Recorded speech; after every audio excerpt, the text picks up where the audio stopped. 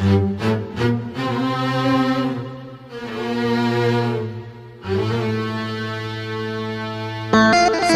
pembalasan, Abu Nawas membunuh lalat-lalat dengan memporak-porandakan barang-barang Baginda Raja atas izin tertulis dari beliau. Baginda Raja sangat kesal dan karena kekesalannya itu beliau ingin sekali menjebloskan Abu Nawas ke penjara. Tapi Baginda tidak memiliki alasan untuk melakukannya. Karena orang seperti Abu Nawas bukanlah orang yang gampang dicari-cari kesalahannya. Suatu hari Baginda Raja menemukan akal untuk menjebak Abu Nawas. Baginda berpikir pasti kali ini akan berhasil menghukum Abu Nawas. Baginda Raja merencanakan sebuah perburuan di hutan dan mengajak serta Abu Nawas. Mendengar ajakan Baginda Raja untuk berburu, hati Abu Nawas merasai gelisah. Karena ia sangat takut pada beruang. Namun ia tidak berani menolak ajakan Baginda Raja yang akan menghukum orang yang melawan perintahnya. Hari yang direncanakan telah tiba. Cuaca pada hari itu sangat cerah. Baginda Raja dan pengawal kerajaan beserta Abu Nawas di dalamnya segera berangkat menuju hutan menunggangi kuda. Ketika masih dalam perjalanan, tiba-tiba cuaca menjadi mendung. Baginda Raja kemudian memanggil Abu Nawas untuk menghadapnya. Baginda Raja berkata kepada Abu Nawas, "Wahai Abu Nawas, tahukah engkau alasan aku memanggilmu?" Tanya Baginda. "Ampun Baginda Raja, hamba belum mengetahuinya," jawab Abu Nawas. Baginda Raja kemudian kembali menyambung perkataannya, "Cuaca tiba-tiba mendung, mungkin akan segera turun hujan dan hutan masih amat jauh, sedang kita harus berkumpul di tempat peristirahatan pada waktu makan siang. Engkau akan kuberi seekor kuda yang lamban, aku dan para pengawalku akan menunggang kuda yang cepat. Tapi bila hujan turun kita harus bisa menghindari agar pakaian kita tidak basah. Kita harus melakukan dengan cara kita sendiri. Sekarang mari kita berpencar," titah Raja kepada Abu Nawas. Abu Nawas pun segera menunggangi kuda yang lamban dan ia tertinggal di belakang. Abu Nawas merasa kecewa. Namun ia sudah menyadari jika Baginda Raja ingin menjebaknya dengan mencari-cari kesalahannya. Sebab jika ia tidak bisa melaksanakan titah Baginda maka ia akan mendapatkan hukuman. Mungkin ia akan dijebloskan ke penjara. Karena itulah alasan Baginda Raja mengajaknya. Mungkin untuk pembalasan atas penghancuran barang-barang Baginda yang ia lakukan, pikirnya. Hujan tiba-tiba turun. Baginda Raja dan pengawalnya segera memacu kuda mereka yang cepat menuju tempat berteduh sementara. Namun hujan yang begitu lebat tidak bisa dihindari. Mereka sudah lebih dulu basah kuyup sebelum tiba di tempat berteduh. Akhirnya ketika waktu makan siang tiba, berangkatlah Baginda Raja dan pengawalnya untuk makan siang menuju tempat peristirahatan mereka dengan pakaian yang masih basah. Akan tetapi belum lama mereka sampai di sana menyusullah Abu Nawas dengan kuda lambannya. Baginda Raja dan pengawalnya dibuat bingung melihat Abu Nawas yang menyusul begitu cepat dan dengan pakaian yang masih kering. Mereka heran atas hal yang mereka anggap mustahil, tapi bisa dilakukan Abu Nawas. Pada hari berikutnya Baginda Raja memberikan Abu Nawas seekor kuda yang cepat larinya, sedang beliau beserta pengawalnya menunggangi kuda yang lamban. Setelah mereka berpencar, cuaca pun tiba-tiba menjadi mendung dan hujan segera turun. Baginda Raja dan pengawalnya basah kuyup, tidak bisa menghindari hujan karena kuda tunggangan mereka sangat lamban. Abu Nawas segera memacu kudanya cepatnya menuju tempat peristirahatan dan ia lebih dulu sampai di sana dari rombongan Baginda Raja. Ketika Baginda dan pengawalnya tiba dengan pakaian yang masih basah, mereka pun semakin bingung dan penasaran melihat Abu Nawas yang masih kering bajunya. Baginda Raja yang sudah sangat penasaran langsung bertanya kepada Abu Nawas. "Wahai Abu Nawas, aku sangat penasaran bagaimana kamu bisa menghindari hujan. Sebab meski kita terpencar ketika hujan datang kita masih sama-sama dalam perjalanan dan engkau sama sekali tidak basah. Begitu juga ketika kami menunggangi kuda yang cepat, akan tetapi kami tetap tidak bisa mencapai tempat berteduh. Apalagi dengan tunggangan yang lamban ini tentu saja akan membuat kami kebasahan." Abu Nawas tersenyum mendengar pertanyaan Baginda yang sudah sangat penasaran padanya. Ia lalu menjawab, "Mudah sekali Baginda Raja, hamba sebenarnya tidak menghindar dari hujan, tapi ketika hujan datang hamba cepat-cepat membuka pakaian dan melipatnya, kemudian hamba langsung mendudukinya sehingga pakaian hamba tetap kering. Dan ketika hujan berhenti hamba kemudian memakainya lagi." Abu Nawas adalah seorang yang cerdas dan memiliki banyak keterampilan, salah satunya ialah pandai menjahit. Pada suatu waktu sebelum menjadi orang kepercayaan Raja Harun ar-Rasyid, Abu Nawas pernah bekerja pada seorang tuan pemilik toko jahitan pakaian.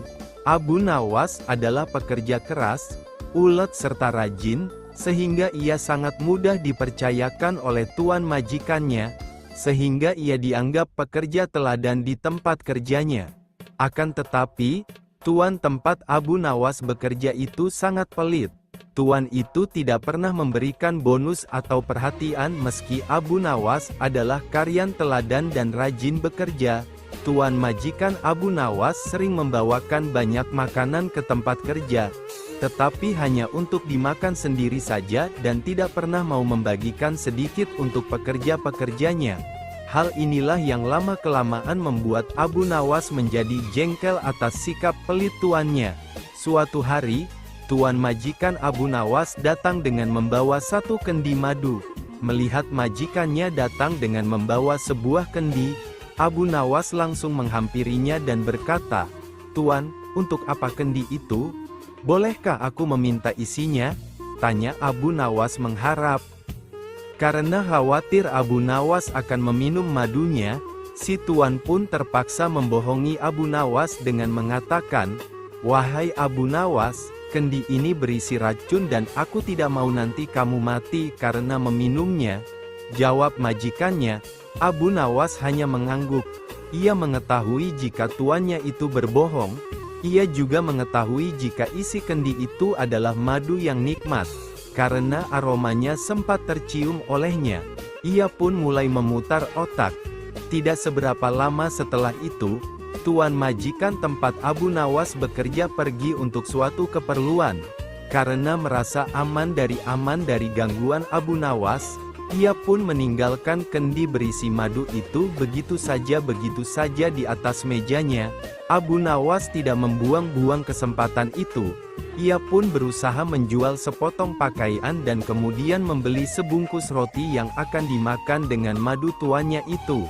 Tidak menunggu lama setelah roti dibeli, Abu Nawas langsung melahapnya menggunakan madu milik majikannya. Ia terus memakan dengan lahap dan tanpa sadar telah menghabiskan semua madu di dalam kendi itu. Abu Nawas tidak membuang-buang kesempatan itu. Ia pun berusaha menjual sepotong pakaian dan kemudian membeli sebungkus roti yang akan dimakan dengan madu tuannya itu. Tidak menunggu lama setelah roti dibeli, Abu Nawas langsung melahapnya menggunakan madu milik majikannya. Ia terus memakan dengan lahap dan tanpa sadar telah menghabiskan semua madu di dalam kendi itu. Dalam keadaan kekenyangan, Abu Nawas kemudian meletakkan kendi itu pada tempat semula dan kembali melanjutkan pekerjaannya tanpa merasa bersalah. Tidak berapa lama kemudian, majikannya pun kembali dan juga dengan membawa sebungkus roti. Alangkah terkejutnya tuan majikan itu ketika mendapati kendinya dalam keadaan sudah kosong. Selain itu, ia pun mendapatkan jika sepotong pakaian di tokonya telah hilang tanpa laporan. Ia kemudian berbicara sendiri, "Ini pasti ulah Abu Nawas." Tuan majikan pun langsung menghampiri Abu Nawas yang sedang sibuk menjahit pakaian. Ia kemudian berkata, "Hai, Abu Nawas, apa sebenarnya yang telah terjadi? Mengapa isi kendi ini habis dan sepotong pakaian telah hilang?" tanya tuan dengan kesal. "Maaf tuan, tadi sewaktu tuan pergi, ada sekelompok pencuri datang mengambil sepotong pakaian," kata Abu Nawas. "Lantas apa yang kamu lakukan terhadap pencuri itu?" Tanya Tuan Amir lagi. Aku ketakutan dan tidak bisa berbuat apa-apa, kata Abu Nawas berpura-pura ketakutan. Lalu mengapa isi candyku hilang? Apakah juga diminum oleh pencuri itu? Tanya Tuan Majikan. Tidak Tuan, jawab Abu Nawas dengan polosnya. Lantas siapa yang telah meminumnya? Tanya Tuan lagi. Sekali lagi mohon maaf Tuan Majikan, karena takut akan dimarahi oleh Tuan. Maka aku putuskan untuk memilih bunuh diri saja menggunakan racun yang ada dalam kendi itu. Hamba pikir, hamba akan mati, tapi ajal hamba belum sampai Tuan, jelas Abu Nawas. Mendengar pengakuan jujur dan keahlian akal Abu Nawas, Tuan Amir yang semula akan marah akhirnya mengurungkan niatnya. Ia sadar jika semua itu juga kesalahannya karena telah pelit dan membohongi pekerjanya. Gara-gara mimpi, Baginda Raja mengusir Abu Nawas. Mimpi buruk yang dialami Baginda Raja Harun al-Rasyid tadi malam menyebabkan Abu Nawas diusir dari negeri Baghdad. Abu Nawas tidak berdaya, bagaimanapun ia harus segera menyingkir meninggalkan negeri Baghdad hanya karena mimpi. Masih jelas terngiang-ngiang kata-kata Baginda Raja di telinga Abu Nawas. Tadi malam aku bermimpi bertemu dengan seorang laki-laki tua, lah mengenakan jubah putih, lah berkata bahwa negerinya akan ditimpa bencana bila orang yang bernama Abu Nawas masih tetap tinggal di negeri ini, lah harus diusir dari negeri ini sebab orang itu membawa kesialan. Lah boleh kembali ke negerinya dengan syarat tidak boleh dengan berjalan kaki, berlari, merangkak, melompat-lompat dan menunggang keledai atau binatang tunggangan yang lain. Dengan bekal yang diperkirakan cukup, Abu Nawas mulai meninggalkan rumah. Istri Abu Nawas hanya bisa mengiringi kepergian suaminya dengan deraian air mata. Sudah 2 hari penuh Abu Nawas mengendarai keledainya. Bekal yang dibawanya mulai menipis. Abu Nawas tidak terlalu meresapi pengusiran dirinya dengan kesedihan yang terlalu mendalam. Sebaliknya Abu Nawas merasa bertambah yakin bahwa Tuhan yang Maha Perkasa akan segera menolong keluar dari kesulitan yang sedang melilit pikirannya. Bukankah tiada seorang teman pun yang lebih baik daripada Allah SWT dalam saat-saat seperti itu? Setelah beberapa hari Abu Nawas berada di negeri orang, ia mulai diserang rasa rindu yang menyayat-nyayat hatinya yang paling dalam.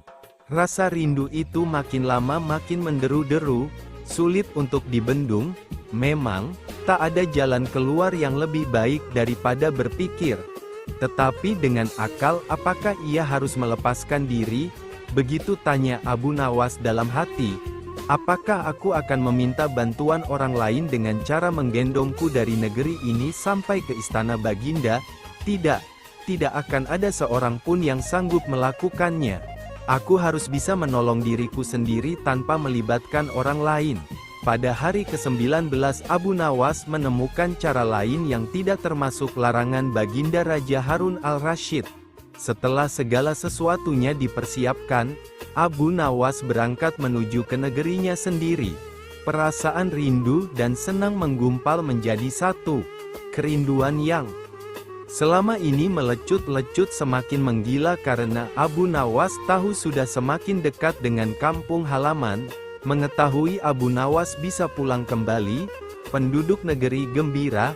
Desas-desus tentang kembalinya Abu Nawas segera menyebar secepat bau semerbak bunga yang menyerbu hidung. Kabar kepulangan Abu Nawas juga sampai ke telinga Baginda Harun al-Rasyid.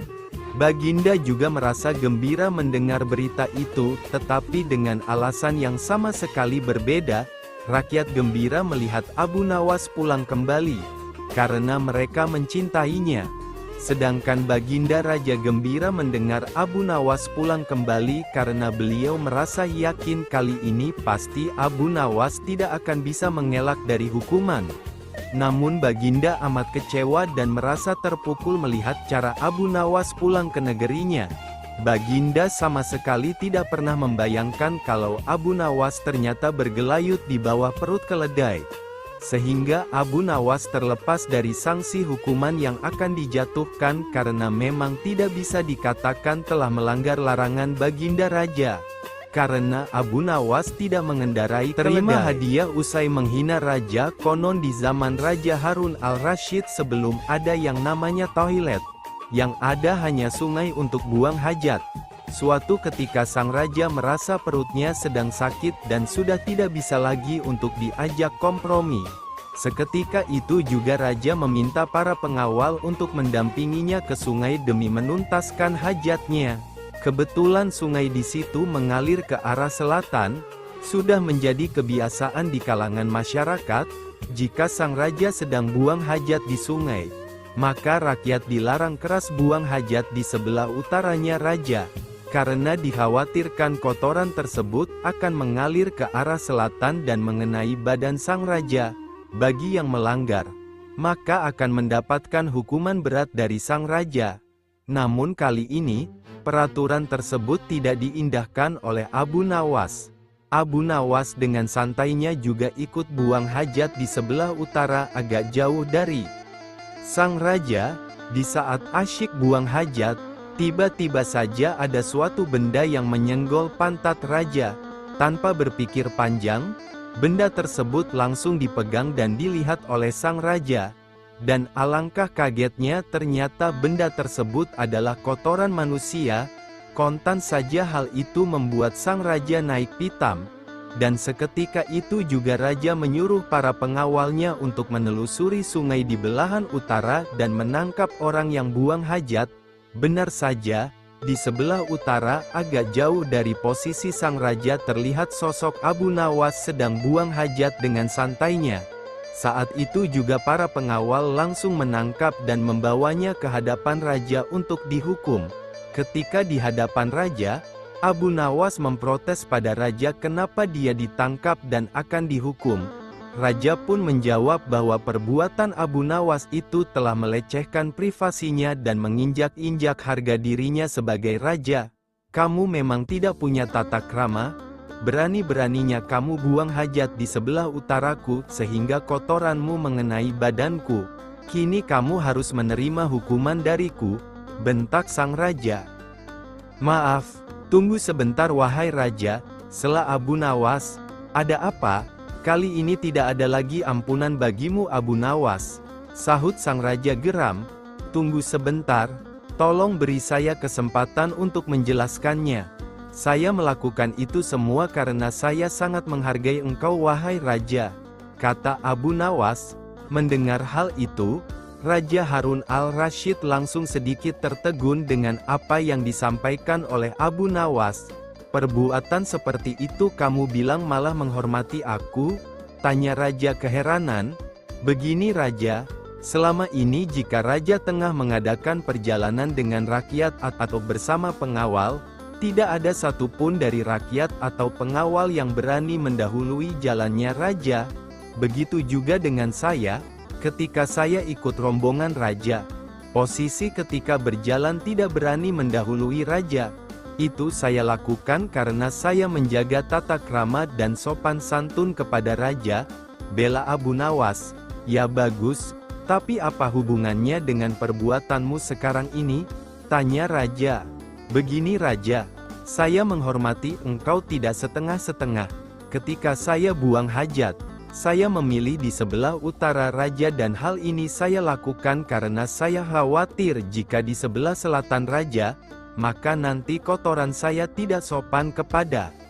Mendengar penjelasan Abu Nawas, raja pun tersenyum. Dia tidak jadi marah dan menghukum Abu Nawas. Tetapi Abu Nawas malah diberi hadiah karena alasannya masuk akal. Menghitung kematian tahanan, kecerdikan Abu Nawas memang sudah tak diragukan lagi. Bahkan ketika Raja Harun al-Rasyid menghadapi masalah, tak segan-segan Abu Nawas dipanggilnya untuk menyelesaikan masalah. Nah, kali ini Abu Nawas mendapatkan tugas untuk menghitung kematian.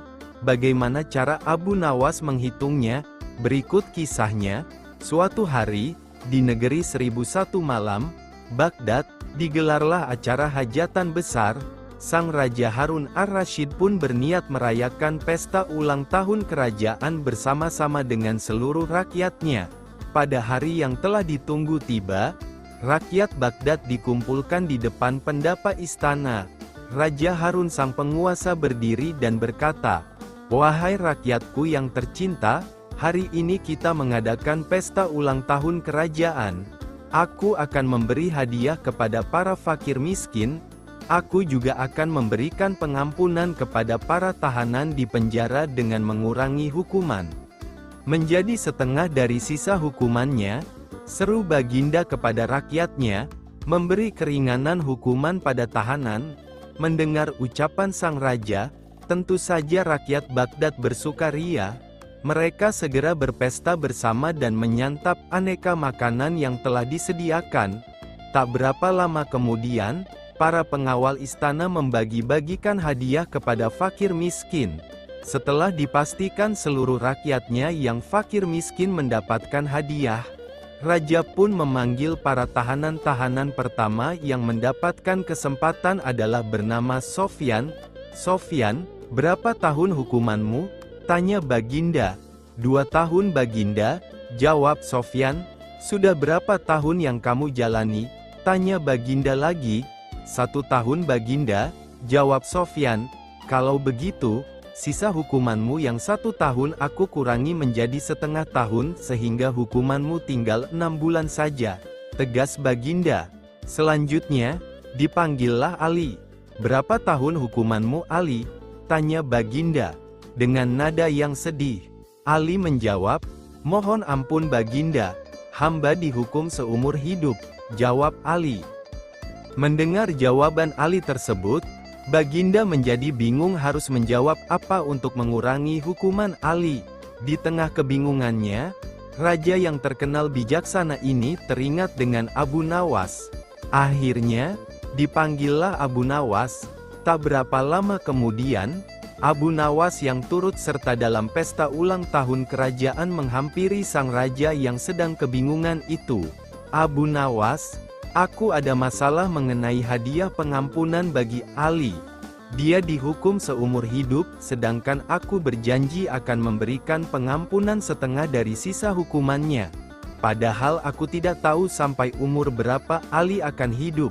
Sekarang aku minta nasihatmu, bagaimana caranya memberi pengampunan kepada Ali dari sisa hukumannya?" Jelas raja. Mendengar penuturan rajanya, Abu Nawas pun ikut bingung. Dia berpikir, apa bisa mengurangi umur seseorang, padahal dia sendiri tidak tahu sampai kapan umurnya. "Hamba minta waktu Baginda," ujar Abu Nawas. Abu Nawas mendapat sekantung keping emas. Mendengar permintaan Abu Nawas, raja pun akhirnya memberikan kesempatan kepada Abu Nawas untuk berpikir. Raja hanya memberi waktu sehari semalam saja, tidak boleh lebih. Jadi, besok pagi Abu Nawas harus memberikan jawabannya. Sesampainya di rumah, Abu Nawas pun berpikir keras untuk menemukan pemecahan masalah tersebut. Dia tidak bisa tidur karena selalu kepikiran akan hal itu.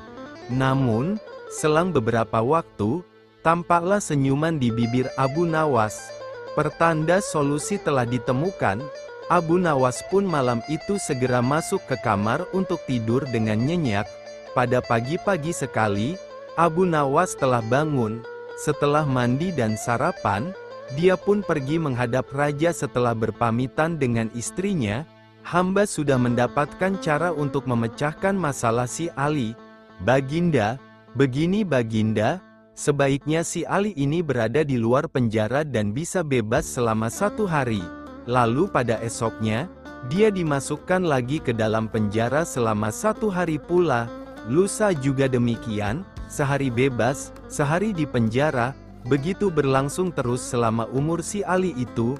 Jelas Abu Nawas, "Engkau memang pandai Abu Nawas. Kalau begitu, kamu juga akan aku beri hadiah, yaitu sekantung keping emas," ujar sang raja. Setelah itu, Abu Nawas pulang dengan wajah yang ceria.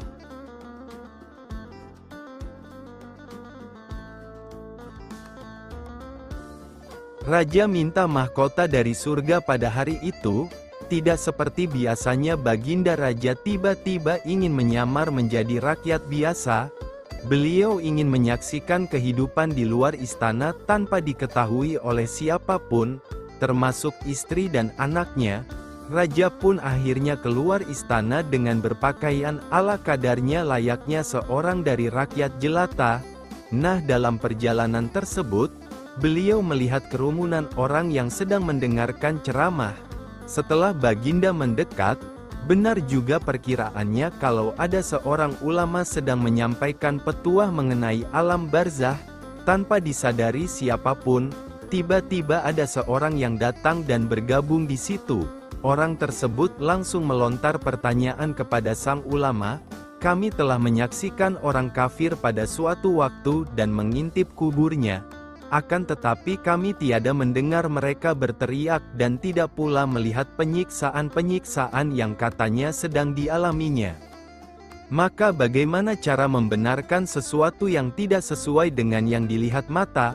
Ulama itu berpikir sejenak kemudian berkata, untuk mengetahui yang demikian itu harus dengan menggunakan panca indera yang lain. Ingatkan kamu dengan orang yang sedang tidur, dia kadang kala bermimpi dalam tidurnya digigit ular, diganggu dan lain sebagainya. La juga merasakan sakit dan takut dan keringat pun bercucuran. La merasakan hal semacam itu seperti ketika tidak tidur. Sedangkan engkau yang duduk di sebelahnya menyaksikan keadaannya seolah-olah tidak terjadi apa-apa. Maka jika masalah mimpi yang remeh saja sudah tidak mampu mata untuk melihatnya, mungkinkah engkau bisa melihat apa yang terjadi di alam barzah?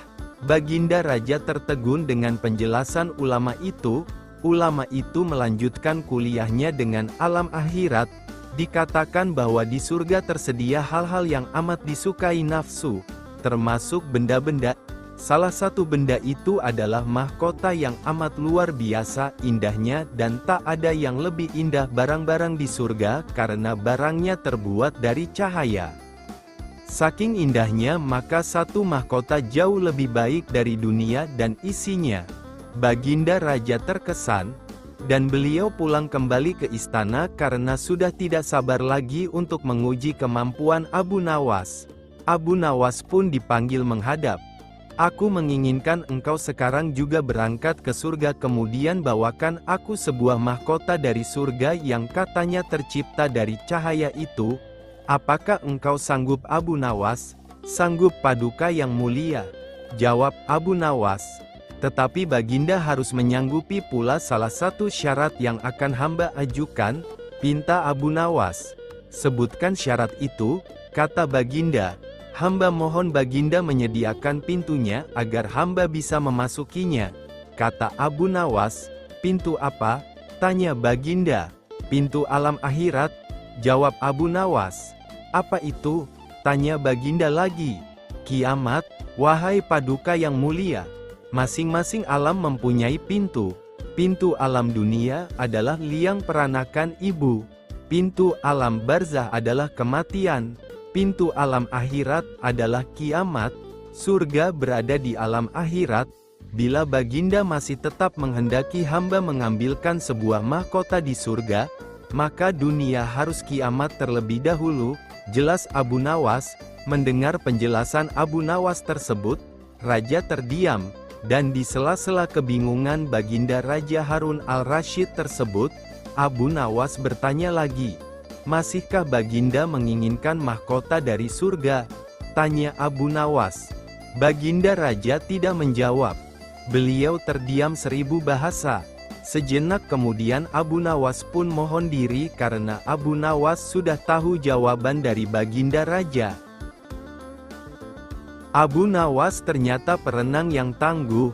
Baginda berdecak kagum al-kisah. Pada suatu yang cerah Raja Harun al-Rasyid memanggil Abu Nawas. Hari ini saya punya misi lain untukmu, Abu Nawas. Titah Raja dengan wajah serius. Apa yang harus saya kerjakan, Yang Mulia? Tanya Abu Nawas penuh tanda tanya. Kau tahu bahwa kita punya teluk yang luas, bukan? Tanya Raja kemudian. Menyedihkan sekali tak seorang pun pernah menyeberang teluk. Saya bertanya-tanya, apakah mungkin seorang manusia berenang ke seberang teluk? Lanjut Baginda Raja. Abu Nawas masih khusyuk mendengar titah selanjutnya, ketika Baginda berujar, "Abu, saya butuh kau menjawab keingintahuanku, saya mau kau mengambil misi ini sebagai tugas terhormat."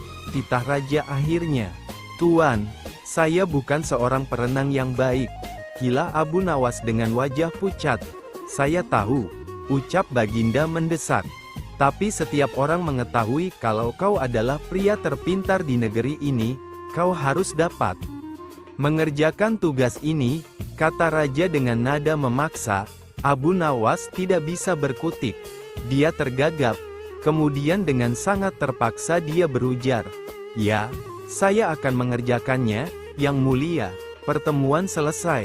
Abu Nawas menggerutu begitu meninggalkan istana. Kepalanya tiba-tiba menjadi berat. Susah diajak berpikir. Asam lambungnya juga naik. Tanda stres sedang, hinggap. Selanjutnya si cerdik ini berjalan gontai ke pantai. Lah memandangi teluk yang luas itu. Beberapa kali ia menarik nafas dalam-dalam. Pikirannya masih kalut, ketika ia akhirnya duduk di bawah sebuah pohon palem. Dia mencoba mencari ide menyiasati misi yang mustahil itu. Pada waktu itu ia melihat pakaian anak-anak tergeletak di atas bebatuan di sampingnya. Di mana anak itu? Mereka pasti berenang di pantai, gumam Abu Nawas. Seketika itu juga, kepala Abu Nawas tiba-tiba enteng. Asam lambungnya normal-normal saja. Cuma hanya kepingin makan yang enak-enak. Senyumnya pun terkembang. Nampaknya ia telah menemukan ide cemerlang. Abu Nawas lalu pulang dan bangun pagi-pagi sekali pada hari berikutnya. Dia segera pergi ke pantai. Sambil tersenyum, Abu Nawas melepaskan pakaian dan cincinnya lalu meletakkannya di pasir. Lah juga melepaskan sepatunya dan meletakkannya di samping pakaiannya. Setelah itu, Abu Nawas kembali lagi ke rumah. 1 jam kemudian raja dan para menterinya datang ke pantai. Mereka terkaget-kaget ketika mengetahui ada pakaian Abu Nawas yang teronggok di atas pasir. Mereka pun berspekulasi, Abu Nawas sedang berenang mengarungi laut untuk mencapai teluk. Luar biasa, ini orang, gumam Baginda geleng-geleng kepala. Tapi sebagian dari mereka meragukan kalau Abu Nawas yang punya kemampuan berenang pas-pasan berani mengarungi laut. Untuk membuktikan rasa penasaran, mereka semua akhirnya sepakat untuk mendatangi rumah Abu Nawas. Sampai di rumah Abu Nawas, raja dan para menteri hanya ditemui oleh istrinya. Lah mengatakan kalau Abu Nawas meninggalkan rumah pagi hari sebelumnya. Kemarin ia mengatakan padaku bahwa ia akan berenang menyeberangi teluk. Dia berkata bahwa Yang Mulia memerintahkannya melakukan demikian. Sebenarnya saya tak tega membiarkannya pergi karena saya tahu ia bukan perenang yang baik, kata wanita itu dengan sedih. Tiba-tiba datang seorang pengawal istana melapor. Yang Mulia, Abu Nawas ditemukan. Pengawal itu kemudian bercerita jika pada sore hari 3 nelayan di pantai melihat seorang pria berenang. Ketika mereka mendekatinya, mereka tahu bahwa yang berenang adalah Abu Nawas. Karena terlihat sangat lelah, maka mereka membantu Abu Nawas mencapai pantai. Tapi tak lama setelah itu Abu Nawas malah pingsan. Tak lama setelah itu, raja dan beberapa pengawal pergi ke pantai. Raja lalu duduk di samping Abu Nawas. "Abu, Abu," panggil raja sambil menggoyang-goyangkan tubuh Abu Nawas. Pelan sekali, Abu Nawas membuka matanya. Legalah hati Raja Harun al-Rasyid. Lah memegang tubuh Abu Nawas dengan erat. Lah terlihat sangat menyesal karena telah menyebabkan Abu Nawas menderita. Abu Nawas tersenyum tipis ketika sang raja memeluknya dan mengatakan, "Kau hebat, Abu."